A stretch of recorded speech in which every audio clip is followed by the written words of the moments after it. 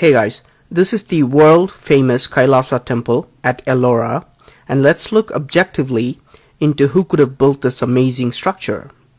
By the end of this video, I hope you will agree with me that our history is completely wrong and that this temple was built by a very advanced civilization. What's so special about this temple? This temple was not constructed by adding stone blocks, but an entire mountain was carved to create this temple. This is the only temple in the whole world where a mountain was cut out from the top to create a structure. In all other temples and caves, even in Ellora and rest of the world, the rock was cut from the front and carved as they went along. The whole world has followed a rock cutting technique called cut-in monolith, while Kailasha temple is the only one that has used the exact opposite technique called cut-out monolith. To see why this rock cutting technique is so different, let's take a look at this pillar that's over 100 feet tall. Notice how small human beings look when compared to this pillar. Normally, to create such a huge pillar, it would take years of work carving accurately on a huge rock. But this pillar was carved by scooping out all the pieces of mountain around it. You can imagine the amount of rock which has been removed to create this pillar. Historians and archaeologists are confused because of the sheer amount of rock that was removed in this temple. Archaeologists confirm that over 400,000 tons of rock had to be scooped out, which would have taken not years but centuries of human labor. Historians have no record of such a monstrous task, and they think that this temple was built in less than 18 years. Let's do a simple math and see if historians could be right.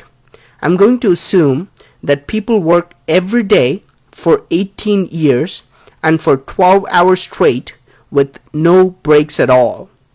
I'm going to ignore rainy days, festivals, wartime, and assume that people worked like robots ceaselessly. I'm also going to ignore the time taken to create intricate carvings and complex engineering design and planning, and just focus on the removal of rock. If 400,000 tons of rock were removed in 18 years, 22,000 tons of rock had to be removed every year. This means that 60 tons of rock was removed every day, which gives us 5 tons of rock removed every hour. I think we can all agree that it's not even possible today to remove 5 tons of rock from a mountain every hour. Not even with the so-called advanced machines we have. So if it's not humanly possible, was it done by humans at all? Was this created with the help of extraterrestrial intelligence? Now, forget about creating such an extraordinary structure. Can human beings at least destroy this temple? In fact, Aurangzeb, a Muslim king, employed 1,000 workers to completely demolish this temple. In 1682, he ordered that the temple be destroyed so that there would be no trace of it. Records show that 1,000 people worked for 3 years and they could only do a very minimal damage. They could break and disfigure a few statues here and there, but they realized it's just not possible to completely destroy this temple. Aurangzeb finally gave up on this impossible task.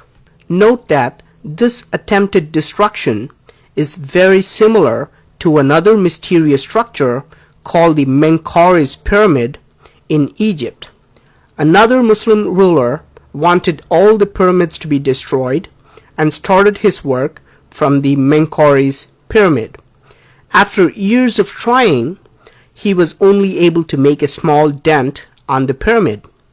He gave up too.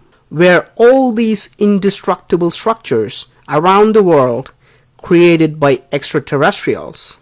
Is that why human beings are not even able to destroy them? In fact, archaeologists agree that Kailasha temple was created before any other temple in the Ellora cave complex.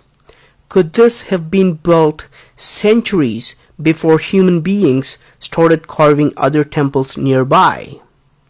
Is this why the architecture, the design, and the size is so much better and bigger than other temples? If it was built by humans, it's logical to expect that the rock cutting techniques and design would become better over time. People would gain more experience and knowledge and make better structures in the future. However, the Kailasha temple is the oldest and the biggest temple carved with engineering perfection. Unlike other temples, the Kailasha is the only temple that's visible from the air. Out of 34 temples, all carved side by side, Kailasha temple stands out and you can see it while flying over it. Is this just a coincidence? Or was it designed for people to see it from the air, like Nazca Lines of Peru? Even on Google Earth, the aerial view of Kailasha temple clearly shows an X mark. This is how it looks from the top, and you can see a circular design that is studded with 4 lines that create this huge X mark. Was this created as a signal for extraterrestrials who can spot the location while flying? Unlike other temples of Ellora, notice how well its rectangular design is oriented with all the 4 directions. Its entrance faces perfectly to the west. Is this another coincidence too? Unlike most other temples of Ellora, this temple has bridges that connect towers, rainwater harvesting systems, drainage systems, hidden underground passages, secret peepholes that can show people walking in,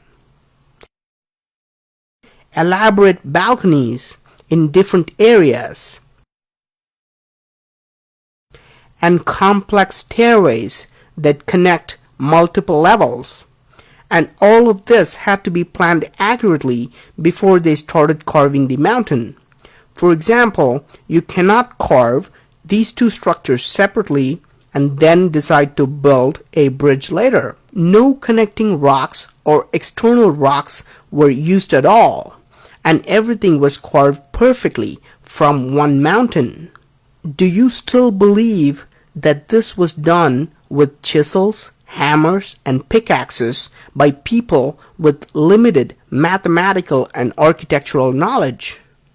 I hope we can all agree that the Kailasha temple was built by a much advanced civilization, whether it originated in Earth or elsewhere.